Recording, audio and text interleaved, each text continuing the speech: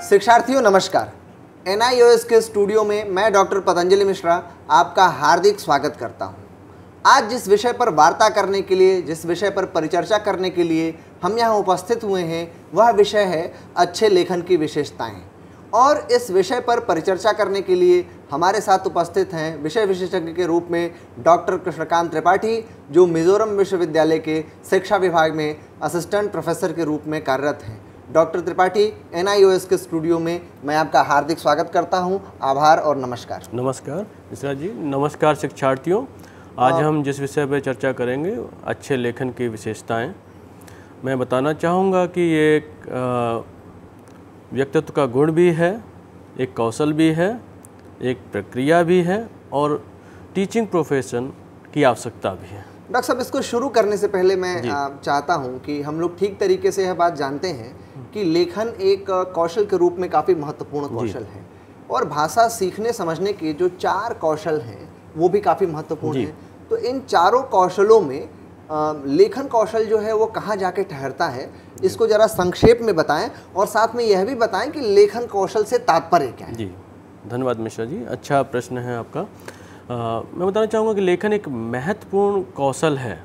जो 4 भाषा कौशल उसमें से एक महत्वपूर्ण, सर्वाधिक महत्वपूर्ण हम कह सकते हैं तुलनात्मक रूप से, एक प्रक्रिया भी है और परिणाम भी है। साथ ही साथ यह विचार स्पष्टीकरण की प्रविधि भी है।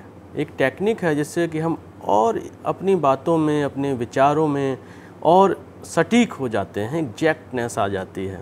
तो एक प्रविधि के रूप में भी हम प्रयोग कर सकते हैं। अगर हम लिखना शुरू करते हैं तो हम अधिक अच्छे और स्पष्ट तरीके से चिंतन क्षमता का विकास करते हैं। और कौशल, जैसा कि आप कौशल शब्द से सभी लोग परिचित हैं कि कौशल जो भी है वो अभ्यास का विषय है। किसी भी कौशल को हम अभ्यास के माध्यम से सीख सकते हैं, तो इसको सीखा जा सकता है। ये 4 भाषा कौशलों में इसे जटिल प्रक्रिया और उच्चतर स्तर की क्षमता कहा जा सकता है। कारण है कि जो सुनना है, जैसे 4 भाषा कौशल हैं, सुनना, बोलना, पढ़ना और लिखना। लेखन एक उच्चतर स्तर की प्रक्रिया है जो सबसे बाद में आती है। इसमें हमारे मोटर स्किल्स हैं, इसमें हमारी कॉग्निटिव स्किल्स हैं, और भाषा का ज्ञान है, बहुत चीज़ें शामिल होती हैं। एक जटिल क्षमता का विकास होता है। कह सकते हैं कि एक मिक्स नेचर है इसका। तो लेखन, इसमें एक चीज़ जरा सा स्पष्ट करें कि लेखन, क्या इसका मतलब यह समझा जाए कि सबसे उच्च स्तर के कौशलों में, भाषा कौशलों में सबसे उच्च स्थान रखता है और सबसे ज़्यादा कॉग्निटिव इफिशियंसी की डिमांड करता है? अगर लेखन में हम निपुण हैं तो ये मैं मानता हूँ कि सुनने, बोलने और पढ़ने में निपुण हैं। लेखन की पहली शर्त है कि आप पढ़ने में अच्छे हैं। इसके पे हम बाद में भी चर्चा करेंगे। हाँ जी। तो एक चीज़ हमें बताइए कि लेखन के प्रकार किस प्रकार से हैं और प्रकार कौन कौन से हैं, इनको जरा विस्तार से हमारे दर्शकों को बताइए। लेखन के उद्देश्य के हिसाब से और उसकी शैली के हिसाब से मुख्य 4 प्रकार बताए जाते हैं। एक है वर्णनात्मक लेख, जिसे एक्सपोजिटरी राइटिंग आंग्ल भाषा में कहते हैं। इसमें तथ्यों के आधार पर लिखा जाता है और चीज़ों को एक्सप्लोर किया जाता है कि और अधिक जानने की कोशिश की जाती है। डेटा एनालिसिस का काम होता है और किसी चीज़ को एक्सप्लोर और एक्सप्लेन करने की प्रक्रिया में जो लेख आते हैं सामने, उनको हम वर्णनात्मक लेख कह सकते हैं। दूसरे तरीके के जो लेख हैं वो विवरणात्मक लेख हैं, डिस्क्रिप्टिव राइटिंग है। किसी चीज़ को हम यथास्थिति जो बताना चाहते हैं, स्टेटस क्या है, किसी उसका हम इस तरह से एनालिसिस नहीं कहते कि नई नई चीज़ें उद्घाटित हों, जो एक्सप्लोरेटिव में करते हैं। यहाँ हम विवरणात्मक लेखन में जो स्थिति है उसका प्रस्तुतिकरण करते हैं। अब न्यायिक लेखन है, जिसे अंग्रेजी में परसुएसिव राइटिंग कहते हैं। इसकी हिंदी परसुएसिव की तो प्रेरक हो जाएगी, लेकिन न्यायिक लेखन यहाँ न्याय से नहीं समझना है। न्यायिक लेखन का मतलब है जो तर्क पे आधारित लेख है। जैसे हम आपको अपनी बात मनवाना चाहते हैं, कन्विंस करना चाहते हैं, हम आपसे आर्गूमेंट करना चाहते हैं, तो ये न्यायिक व्यवस्था में आर्गूमेंट होते हैं, दलीलें होती हैं उस हिसाब से। और हमारे यहाँ जो तर्क का शास्त्र है उसे न्याय दर्शन कहते हैं, तो इसे न्यायिक लेखन कहना उचित होगा। तो इस तरह के जो लेख होते हैं न्यायिक लेख कहते हैं। और जो चौथे तरह के लेख हैं, जहाँ हम बहुत सारे चरित्रों को इकट्ठा करके और रूपक बताते हुए एक लंबी कथा कहते हैं, नरेटिव राइटिंग कहते हैं, उन्हें कथा लेखन कह सकते हैं। तो इस मुख्य चार प्रकार के लेख हमारे सामने आते हैं। अच्छा, 4 प्रकार के लेख जो हैं डॉक्टर साहब, यह बात तो समझ में आई कि लेखन क्या है जी। और उसके बाद आपने यह भी बताया कि लेखन का विभिन्न भाषा कौशलों में स्थान कहाँ है। इसके साथ साथ जब आपने यह स्पष्ट किया कि लेखन के प्रकार कौन कौन से हैं, तो अब मैं ये चाहूँगा कि आप दर्शकों को, हमारे DLED के शिक्षार्थियों को यह बात बताएं कि एक अच्छे लेखन में कौन कौन सी विशेषताएं होनी चाहिए, कौन कौन से ऐसे गुण रेखांकित किए जा सकते हैं जिसके आधार पे हम यह कह सकते हैं कि यह एक अच्छा लेखन है। इसके बारे में जरा सा बताएं। जी, धन्यवाद डॉक्टर साहब। मैं इसी पे, यही मुख्य चर्चा का केंद्र है।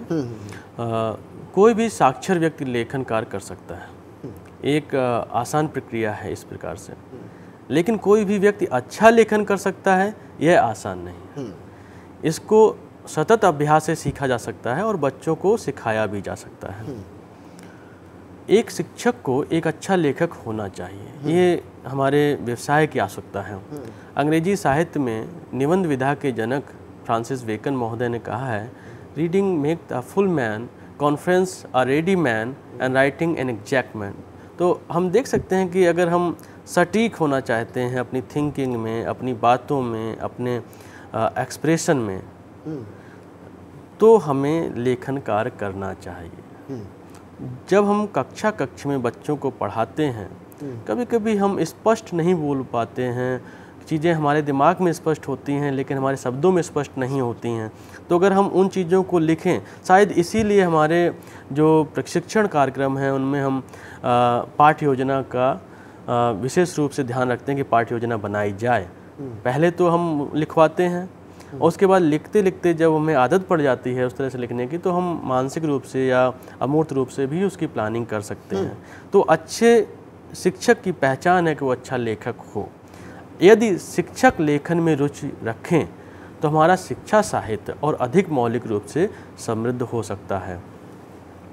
जैसे कि हमने देखा है कि हम जो शिक्षा साहित्य पढ़ते हैं शिक्षा शास्त्र में, या हमारी जो प्रशिक्षण का जो शास्त्र है, पैडागॉजी है, जो एजुकेशन है, इनमें जो हमारी अच्छी किताबें हैं, तो बहुत ही अनुभव के आधार पर और एक कथा लेखन की प्रक्रिया के तहत जो मिलती है, हम अच्छे से पढ़ते हैं और समझते हैं।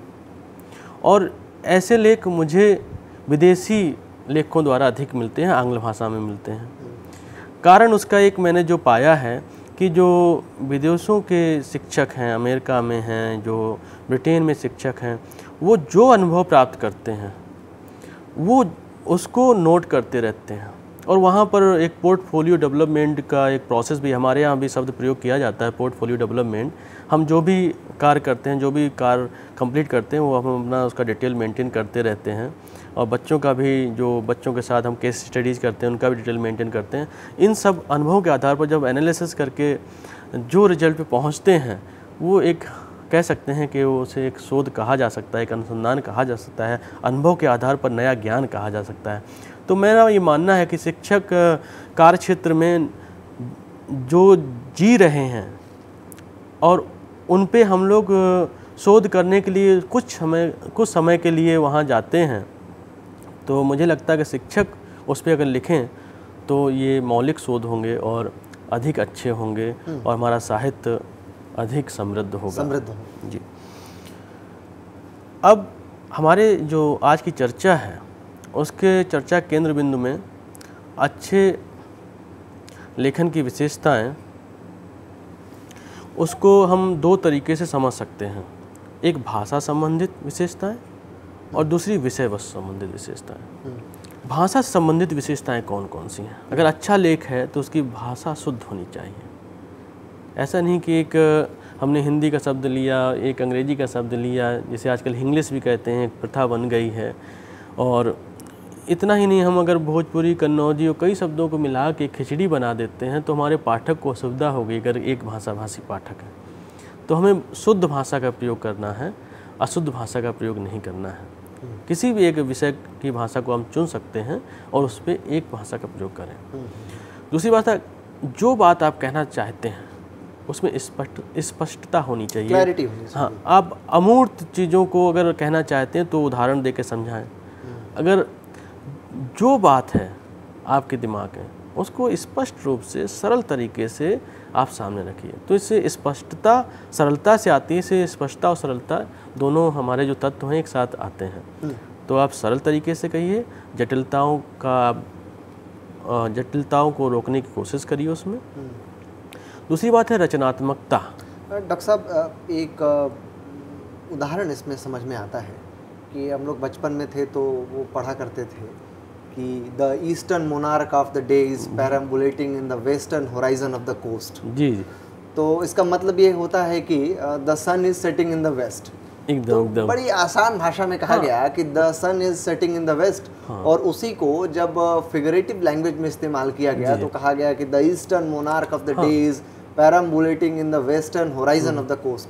तो बात एक ही कही जा रही है, लेकिन उसको जरा सा फिगरेटिव लैंग्वेज दे दिया जा रहा है और सिंपल। तो इन दोनों में किसको बेहतर समझा जाए बच्चों के संदर्भ में? मैं मानता हूं कि बच्चों के संदर्भ में और बड़ों के संदर्भ में भी अगर आप शैक्षिक लेखन कर रहे हैं तो आप सरल स्पष्ट भाषा का प्रयोग करिए, ना कि अलंकारिक भाषा का प्रयोग करिए।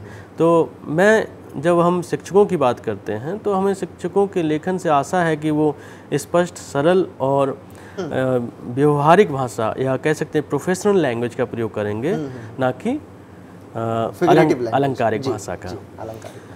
दूसरा कि शब्द चयन। आपके शब्दों का बड़ा शास्त्र है, जिसे हम मॉर्फोलॉजी कहते हैं, सीमेंटिक्स कहते हैं, शब्द रचना और शब्द अर्थ निष्पत्ति। तो शब्दों का चयन, एक शब्द के कई अर्थ हो सकते हैं। बिल्कुल। तो आप वाक्य के साथ में ऐसे शब्दों का चुनाव करिए जिसमें पढ़ने वाले को कोई दुविधा या उसके दो अर्थ ना निकले, क्योंकि आप कविता साहित्य नहीं लिख रहे हैं, आप शैक्षिक लेखन कर रहे हैं। ये अंतर समझना चाहिए। जी। दूसरा बात, वाक्य विन्यास आपका उपयुक्त होना चाहिए। आपकी वाक्य से संबंधित अशुद्धियाँ नहीं होनी चाहिए। इसके लिए आपको व्याकरण का ज्ञान होना आवश्यक है। मतलब यह पता होना चाहिए कि सब्जेक्ट कहाँ आएगा, हेल्पिंग वर्ब कहाँ आएगा, ऑब्जेक्ट कहाँ आएगा, वर्ब कहाँ आएगा। इसका जो स्पेसिफिक ऑर्डर है, उसका जो वाक्य विन्यास है, सेंटेंस स्ट्रक्चर जिसे कहते हैं, वो पता होना ज़रूरी है। ये महत्वपूर्ण बात है। और दूसरा भाषा का जो विशेषता है अच्छे लेखन की, वो है कि अर्थपूर्णता। आपका जो भाषा प्रयोग कर रहे हैं उसमें अर्थ को स्पष्ट करें। ऐसा नहीं कि जो पाठक है उसको डिक्शनरी खोलनी पड़े और रेफरेंसेस देखने पड़े। किसी भी आप घटना का अगर वहाँ संदर्भ देते हैं तो उसकी व्याख्या करें अथवा उसको वहाँ ना लाएं। तो भाषा आपकी स्पष्ट, शुद्ध, सरल और वाक्य विन्यास आपका सटीक होना चाहिए। एक अच्छे लेखन में यह आवश्यक है। भाषागत विशेषताओं में। जी जी। अब दूसरी जो विशेषताएं हैं वो विषय वस्तु से संबंधित विशेषताएं। पहली बात जो मैं कहूँगा कि ये आपका जो लेखन है वो फोकस्ड होना चाहिए, कि आपके जो विषय का केंद्र बिंदु है उससे आप इतर ना भागें। वैसे बहुत ही अच्छा उदाहरण नहीं कहेंगे कि हमें अगर आप दूध पीने के गुणों पे चर्चा करनी है तो हम कहेंगे दूध पीना चाहिए, अच्छा होता है और सफ़ेद होता है और सफ़ेद अंडा भी होता है, अंडा भी स्वास्थ्य के लिए लाभदायक। तो अंडे की बात कर रहे हैं कि आप दूध की बात कर रहे हैं, इसमें आपको कंफ्यूज नहीं करना चाहिए। एक पिन पॉइंटेड बात आपको रखनी चाहिए, केंद्र बिंदु में रहना चाहिए। दूसरी बात है कि आपका जो भी आप लिख रहे हैं, जो विचारों को ला रहे हैं, उनमें क्रमबद्धता आनी चाहिए, सीक्वेंस में। हाँ, आपका विषय क्रमबद्ध तरीके से रखा जाना चाहिए। एक बात के बाद दूसरी बात आनी चाहिए। अगर वो बात उसी बात के बाद नहीं आनी चाहिए तो उसको आप अवॉइड करें। मतलब कि विचारों में क्रमबद्धता, वो विषय वस्तु में क्रमबद्धता लाएंगे। एकात्मकता कि एक यूनिटी की जो बात करते हैं कि एक सेंटर्ड होना चाहिए, कि 2-3 विषयों को एक साथ मर्ज ना करें आप। उसकी जो कंटेंट की यूनिटी है उसको आप ध्यान में रखें तो विषय लेख अच्छा होगा और विषय से संबंधित होगा और उसमें भटकाव नहीं आएगा। अगली बात है तथ्यों की विश्वसनीयता। जैसे विशेष रूप से शैक्षिक लेख जो होते हैं वो तथ्यों पे आधारित होते हैं, तो लिखने से पहले हमको तथ्यों की विश्वसनीयता जान लेनी चाहिए। कि जैसे ऐतिहासिक लेख होते हैं, वो बता दिया कि यहाँ पर एक कोई टीला मिला तो बता दिया कि वो फला राजा का था। इसमें कितनी सत्यता है, कितनी सत्यता नहीं है, इसे हमें जांच लेना चाहिए। और जब भी हम लेख लिखें तो वही तत्व वहाँ पर प्रस्तुत करें जो हमने समझे हैं, जिनकी सत्यता हमने परख ली है। दूसरी बात है कि संपूर्णता, जो भी लिखें कंप्लीट लिखें, कि जब एक बात को अधूरा ना छोड़ें। ये एक संपूर्णता की आवश्यकता है, नहीं तो आप जो संदेश देना चाहते हैं वो संदेश जिस विचार के साथ आप पहुंचाना चाह रहे हैं वो विचार स्पष्ट नहीं हो पाएंगे। तो आप एक कंप्लीटनेस भी लाने की कोशिश करें, जो शुरुआत की है उसको अंत भी एक दें। क्या डॉक्टर साहब यह कहना चाह रहे हैं क्या कि यदि किसी ने कोई बात शुरू की जी, कोई एक कंटेंशन शुरू किया, किसी एक मुद्दे पे लिखना शुरू किया, तो उस मुद्दे को जब तक वह पूरा वर्णित ना कर ले तब तक दूसरे मुद्दे पे ना चला जाए, दूसरे मुद्दे पे नहीं जाना चाहिए, चला जाए कि पहला भी अधूरा रहा और दूसरे पैरा से दूसरा मुद्दा शुरू हो गया। और एक जैसे कि कौशल है, ट्रेनिंग का विषय है, तो जब हमारे शिक्षक सिखाते हैं उसमें पैराग्राफ कब बदलना चाहिए, किस मतलब कि पैराग्राफ में कितना लिखना चाहिए, इन सब चीज़ों का एक अनुभव से भी हम सीखते हैं। और अगर हम शिक्षक हैं तो बच्चों को इस बात का हम चर्चा के माध्यम से या ट्रेनिंग के माध्यम से अधिक से अधिक लिखाने के माध्यम से वो हम बाद में कैसे सिखाएं बच्चों को, इस पर भी आएंगे। अब तो डॉक्टर साहब इस तरीके से हमने देखा कि अच्छे लेखन की क्या विशेषताएं हैं, आपने बड़े विस्तार से 2 हिस्सों में बांटकर और बड़े व्यवस्थित तरीके से हमारे विद्यार्थियों को बताया। डॉक्टर साहब जब आपने अपने भाषण की शुरुआत की थी, परिचर्चा की शुरुआत में कहा कि यह एक प्रक्रिया भी है जी, तो लिखना यदि एक प्रक्रिया है तो जाहिर सी बात है कि उसके कुछ स्टेप्स होंगे। जी। तो अब हम यह जानना चाहते हैं कि यदि लिखना एक प्रक्रिया है तो कौन कौन से स्टेप्स फॉलो करके हम एक बेहतर लेखक या एक बेहतर लेखन प्रस्तुत कर सकते हैं, इस पे जरा सा प्रकाश डालें। धन्यवाद। मैं बताना चाहूँगा कि शिक्षा साहित्य की बहुत सारी पुस्तकों में और विशेष रूप से शैक्षिक तकनीक की पुस्तकों में प्रक्रिया के संबंध में 3 बातें आती हैं, जैसे इनपुट, प्रोसेस और आउटपुट कहते हैं। तो ये जो 3 शब्द हैं, अदा, प्रक्रिया और प्रदा, कि अगर इनपुट नहीं होगा तो आउटपुट कहाँ से आएगा, प्रोसेस भी नहीं होगा। हाँ, प्रोसेस किस पे प्रोसेस करेंगे। तो सर्वप्रथम तो हमें गहन पठन करना, अच्छा, इंटेंसिव रीडिंग और एक्सटेंसिव रीडिंग, अधिक साहित्य पढ़ना है और जो साहित्य हमें सुटेबल लगे, जो हमें उचित साहित्य लगे अपने विषय पे, उसमें फिर गहराई से पढ़ना है। और जब पढ़ेंगे आप तभी चिंतन कर पाएंगे। हमारी प्राचीन पद्धति भी है, हम पढ़ते हैं वैदिक कालीन शिक्षा पद्धति में श्रवण मनन निधिध्यासन। तो जब सुनना है और मनन करना है और तब उसको जीवन में लाना है। तो यहाँ पर हम कहते हैं कि लिखने के लिए पढ़ना है, फिर मनन करना है और फिर लिखना है। डॉक्टर साहब एक बहुत अच्छे पोएट हुए हैं विक्टोरियन एज में, मैथ्यू आर्नल्ड जी। तो मैथ्यू आर्नल्ड ने जो क्रिटिसिज्म की थियरी दी वो टच स्टोन थियरी जी। तो उसमें भी वो यह बात कहते हैं कि आप जिन लेखकों को एडमायर करते हैं जी, आप जिन क्लासिकल राइटर्स को पसंद करते हैं, उनसे आप नए लेखकों की तुलना करिए और उसके बाद बताइए कि नए लेखक कहाँ स्टैंड करते हैं जी। तो मैथ्यू आर्नल्ड भी इस बात की वकालत करते थे कि अच्छा जो लिखा गया है उसको आप पढ़िए ठीक तरीके से। इसमें 2 चीज़ें आ जाती हैं कि एक तो रुचि, जिसमें आप उनका जो कहना है कि जिनको आप एडमायर करते हैं, जिनको पसंद करते हैं, जो आपके मॉडल हैं, उनको पढ़िए। तो यहाँ आपकी रुचि का विषय है, आप अगर आपकी रुचि नहीं तो आप उस विषय को नहीं पढ़ सकते हैं। अगर आप किसी को एडमायर करते हैं, प्रशंसा करते हैं, तो आप प्रशंसा क्यों करते हैं, उसमें आप वस्तुनिष्ठता लाने के लिए, ऑब्जेक्टिविटी लाने के लिए उन लोगों को भी आप पढ़ें जिनको आप पसंद नहीं करते हैं। हाँ, दोनों में अंतर करने के लिए आपको दोनों को जानना जरूरी है।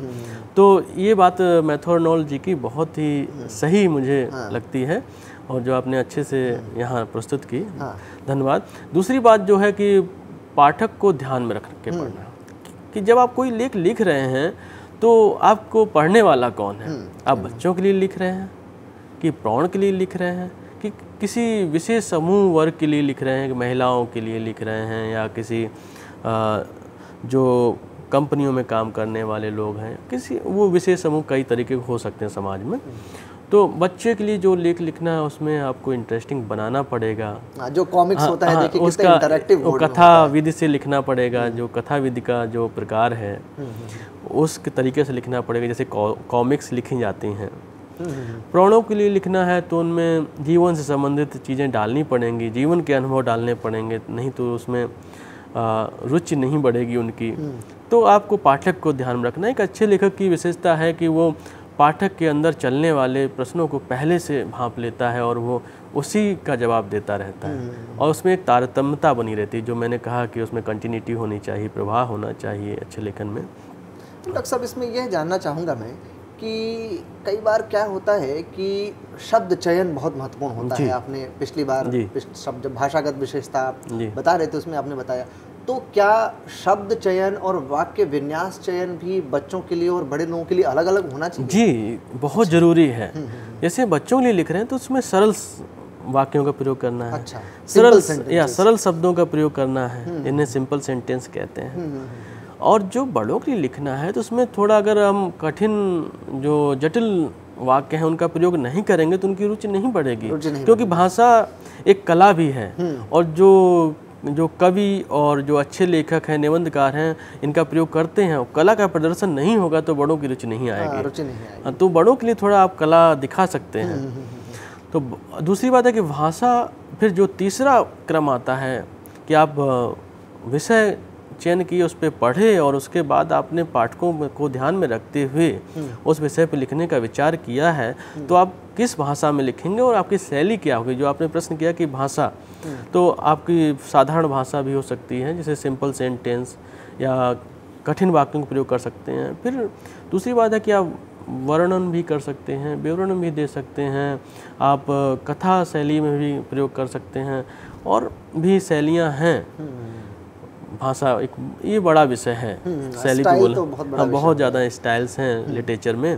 तो मैं कहूँगा कि एक आप उचित शैली का प्रयोग करिए, इसमें आपको महारत हासिल है।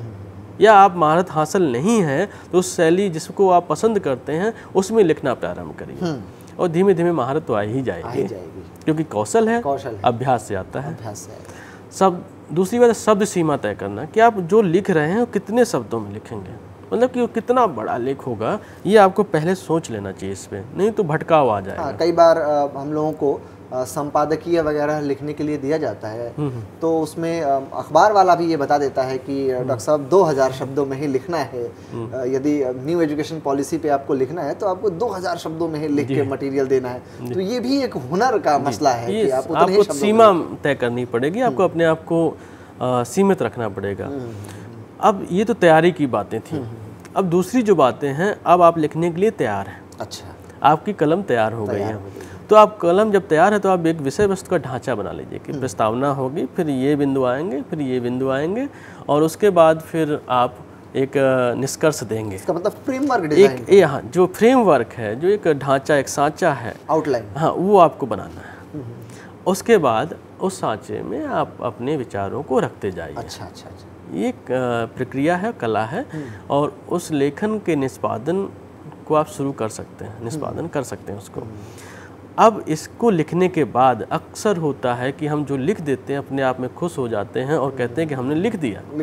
उसके बाद कभी हम नहीं पढ़ने की कोशिश करते हैं। लेकिन एक ये सतत प्रक्रिया है, मैं कहना चाहूँगा, और इसमें आप जो चीज़ लिखते हैं कि उसमें 2-3 बार तो स्वयं पढ़ें, और उसके बाद किसी मित्र से, विषय विशेषज्ञ से उसकी प्रूफ रीडिंग करवाएं। तो जांच और संशोधन एक अनिवार्य तत्व है किसी भी लेखन का, और जांच और संशोधन के बाद तब आप उसको प्रारूप को अंतिम रूप दे सकते हैं, इसे फाइनल टच कहते हैं। यहाँ पर हम देख सकते हैं इन 4 तत्वों के आधार पर एक सतत प्रक्रिया चलती रहती है, जो आप चित्र में देख भी रहे हैं कि पहले तैयारी है, फिर लेखन है, फिर जांच है, फिर संशोधन। संशोधन के बाद अगर हमें लगता है कि कुछ कमियां हैं तो फिर हम उसकी तैयारी करते हैं, फिर लेखन करते हैं। एक चक्रीय प्रक्रिया की तरह ये हमेशा चलती रहती है। तो ये हो गए लेखन के प्रक्रिया के पद या कौन कौन से हम काम करने होते हैं, इनकी जानकारी हमारे शिक्षार्थियों तक पहुंची। हाँ जी डॉक्टर साहब, बड़े विस्तार से आपने इसे बताया भी और बड़े रोचक तरीके से आपने उदाहरणों के माध्यम से हमारे शिक्षार्थियों के सामने रखा। अब हम यह जानना चाहते हैं कि ये तो हो गया अच्छे लेखन के पद, कौन कौन से स्टेप्स फॉलो करेंगे।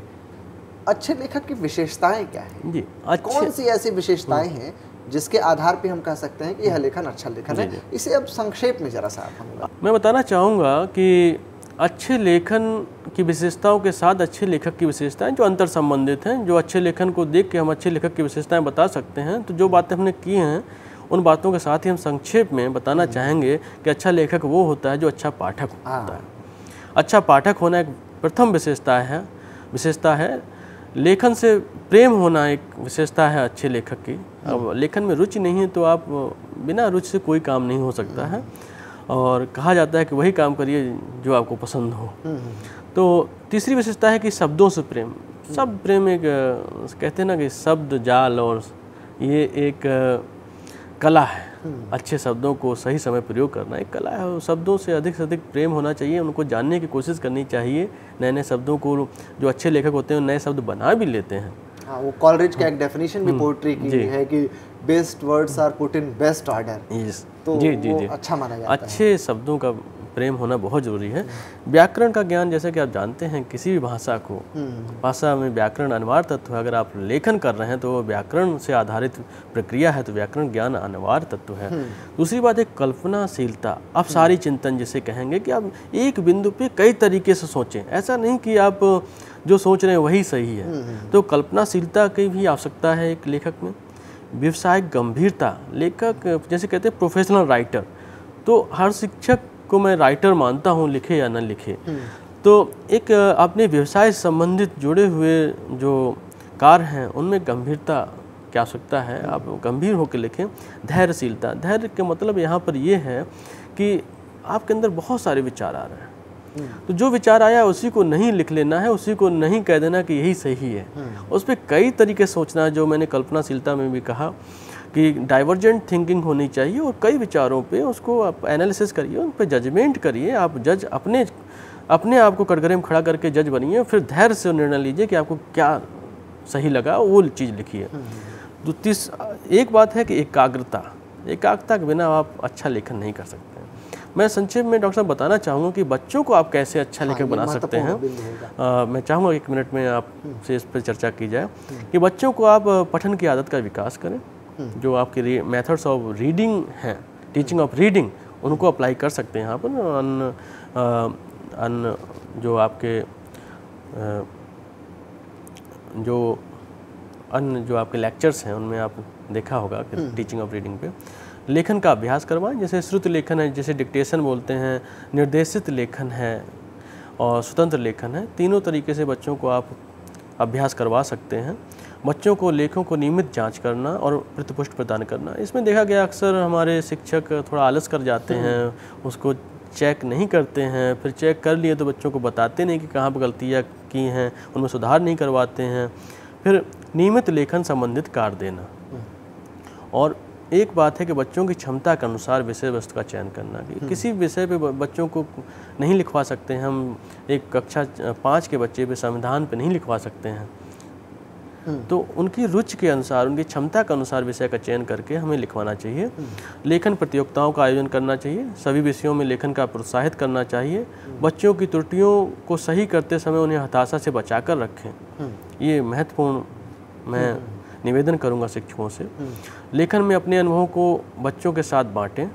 खुद जो आप लिख रहे हैं उन कैसे कठिन कार्य है और उसको आप बताइए कि हमने कितनी बार उसको सुधारा है। तो बच्चे से हताश नहीं होंगे, वो कहेंगे कि नहीं हमारे गुरुजी भी गलती करते हैं तो हम भी कर सकते हैं। तो सतत रूप से लेखन कार्य करते रहें, लेखन करें और लेखन पर चर्चा करें। बस मैं ये कहना चाहूँगा, वर्जीनिया डी वोल्ट का एक 10 उन्होंने सुझाव दिए हैं कि write often, write about anything, write about everything, write about what you see, write about what you learn, write about what you think, write about what you read, write. लिखना है और लिखने से आलस नहीं करना है। बहुत बहुत आपको धन्यवाद डॉक्टर त्रिपाठी। आपने बड़े आसान और सहज शब्दों में लेखन से क्या तात्पर्य है और विभिन्न कौशलों में लेखन का स्थान क्या है, इससे शुरुआत करते हुए इसके प्रकारों को, इसकी विशेषताओं को, अच्छे लेखक की विशेषताओं को और अंत में बच्चों को अच्छा लिखना कैसे सिखाया जाए, उनको अच्छा लिखने के लिए कैसे प्रेरित किया जाए, इस पे आपने प्रकाश डाला। आपको बहुत बहुत धन्यवाद, आभार, नमस्कार।